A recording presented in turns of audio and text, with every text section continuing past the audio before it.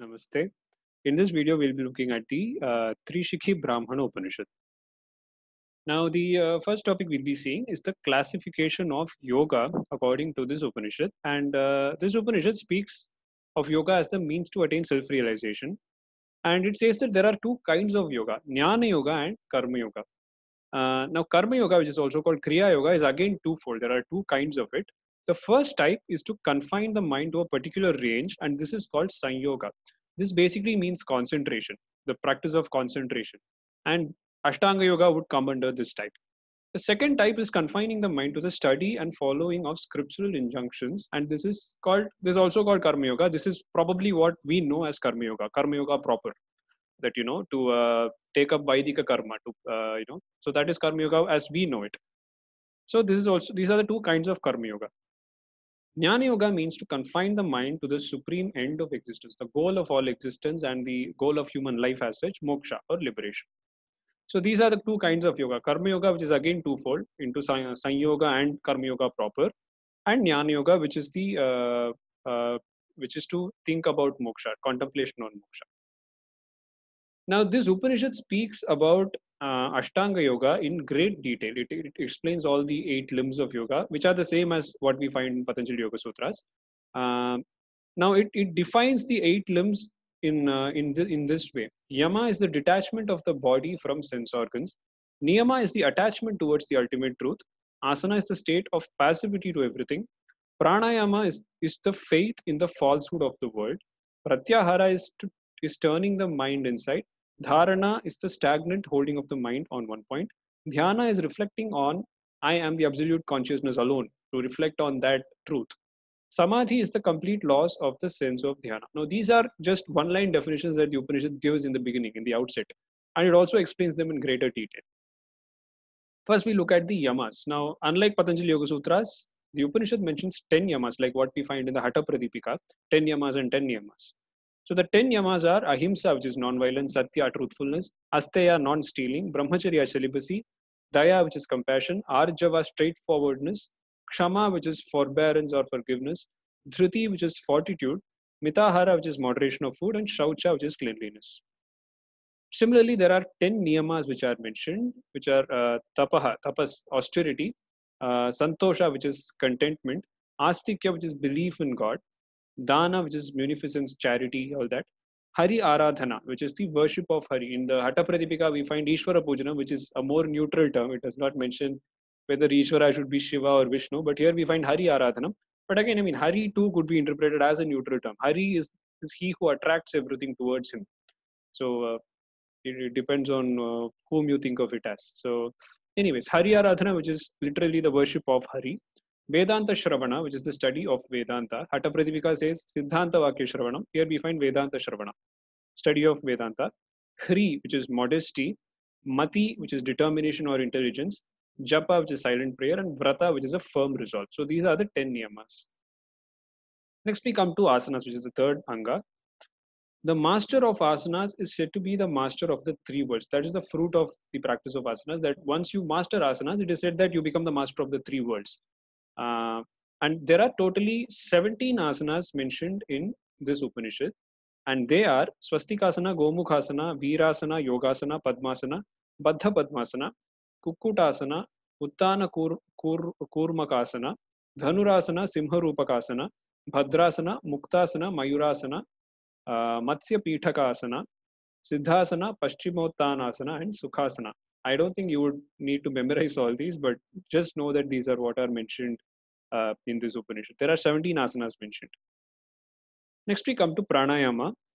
After gaining perfect control by means of the first 3 limbs, yama, niyama, and asana, one has to practice pranayama.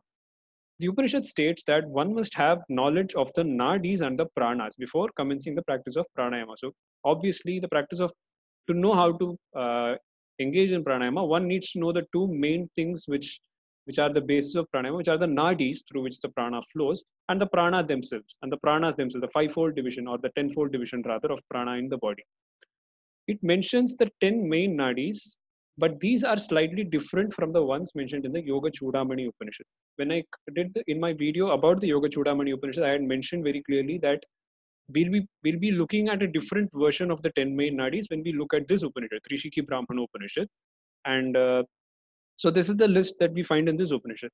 There are many things that are similar. Ida, Pingala, Sushumna, Gandhari, Asti, Chikhva are all the same as what we find in Yoga Chudamani Upanishad. Pusha and Yashaswini, the names are the same, but surprisingly, the sides have been changed. Pusha in Yoga Chudamani Upanishad corresponded to the right ear, but here it is the left ear, whereas Yashaswini becomes the right ear here. It was the left ear in the Yoga Chudamani Upanishad. Alambusa, funnily enough, has been changed from mouth to anus. In the Yoga Chudamani Upanishad, Alambusa resides in the mouth, and here it's the anus.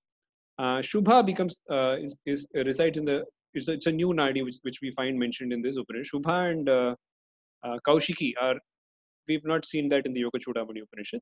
So Shubha resides in the genitals and the Kaushiki nadi resides in the big toes of the feet. So these are the 10 main nadis according to the Trishikhi Brahmana Upanishad.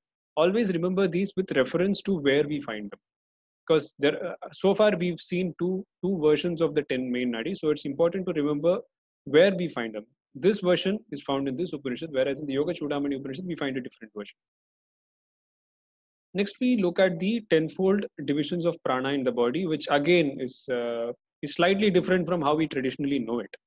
The Pancha Pranas, Prana, Apana, Samana, Udana, and Vyana, are considered to be more important than the Pancha Upa Pranas, which are Naga, Kurma, Krikara, Devadatta, and Dhananjaya.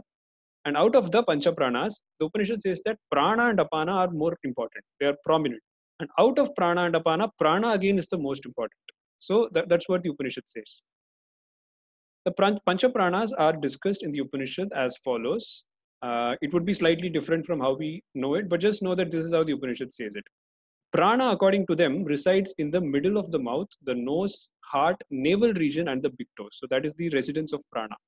Apana resides in the anus, genitals, thighs, and the knees, and it does the function of excretion of urine and feces. Samana resides throughout the body. It's not Vyana, but Samana here, which resides throughout the body, and the function that Samana performs is that it provides nourishment to the whole body. Udana resides in the joints of the legs and the hands, and it raises whatever is left in the body upwards.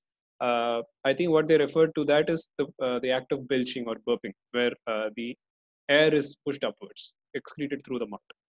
So that is Udana. Vyana resides in the ears, thighs, hip, ankles, shoulders, and throat. So that is Vyana.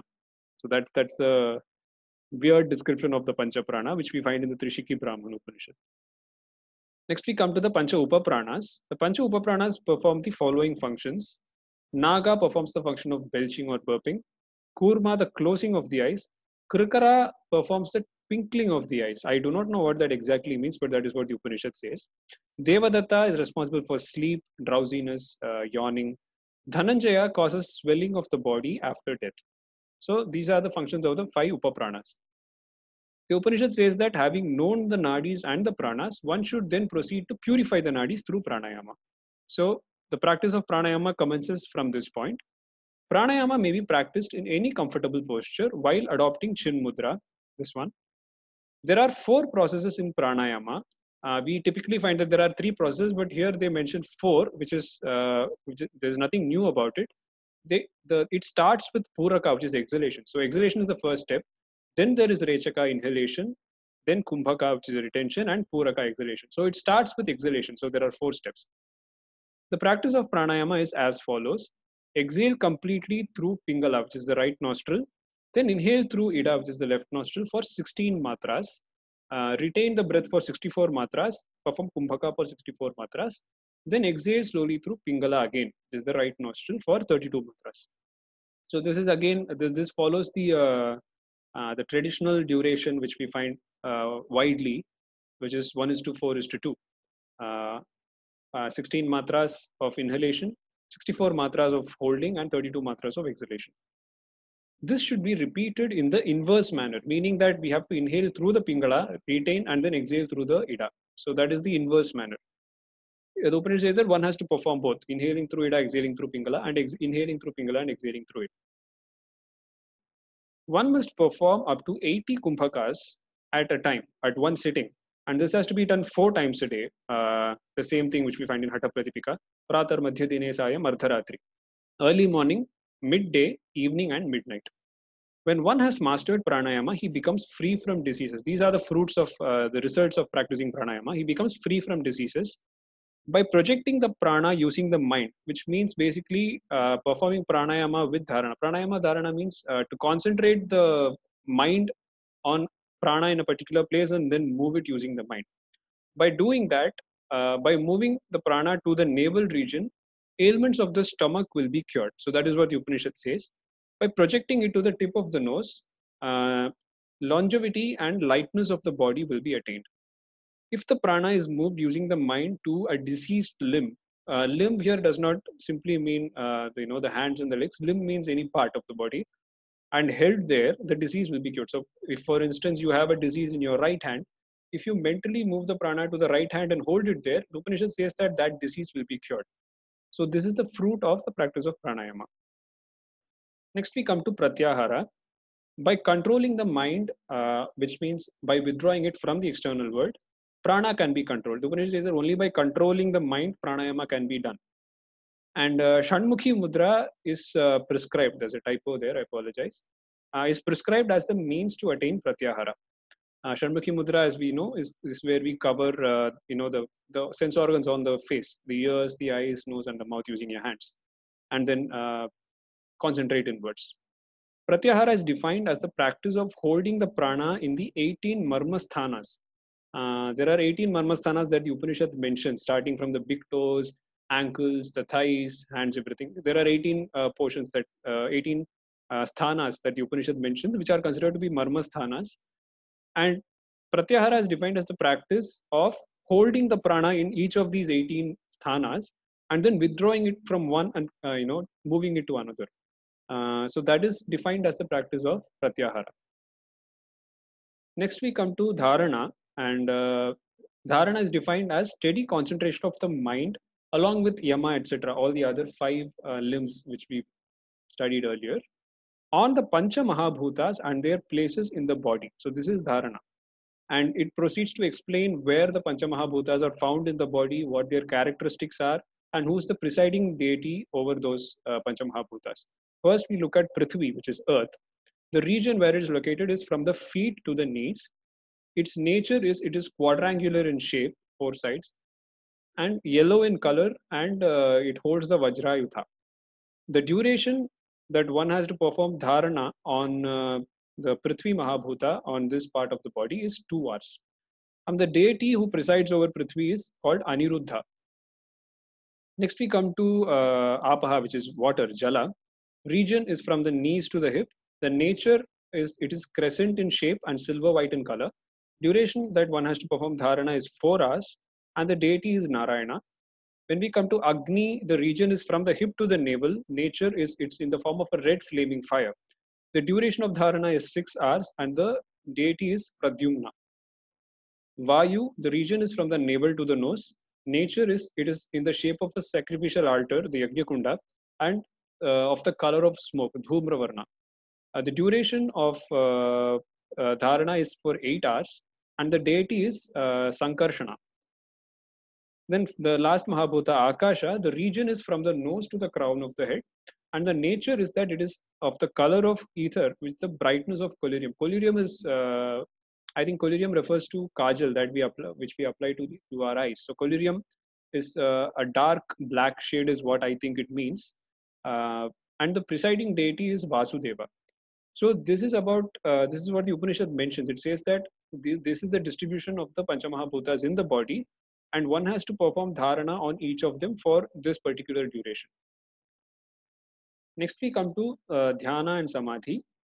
Dhyana is to be practiced by sitting in the conducive asana, adopting Hridayanjali Mudra. Hridayanjali Mudra is nothing but Namaskara Mudra, and meditating on Vasudeva, who is the Supreme Self. And samadhi is to be attained by meditating on the resplendent Vishnu, which is pure consciousness residing in the lotus of the heart, Hridaya Kamala. One has to practically just, what it means is that one has to turn the mind inwards and focus on the self which resides in the heart region and meditate on it. One who meditates like this attains samadhi and enjoys liberation. So this is about the Ashtanga Yoga mentioned in the Trishikhi Brahmana Upanishad. It's a slightly more voluminous Upanishad, and I've tried to present the important points. There are also other points which it speaks of. For example, in Dhyana and Samadhi, there are other points that it talks about. But I think these will suffice when it comes to the NEET exam. Thank you.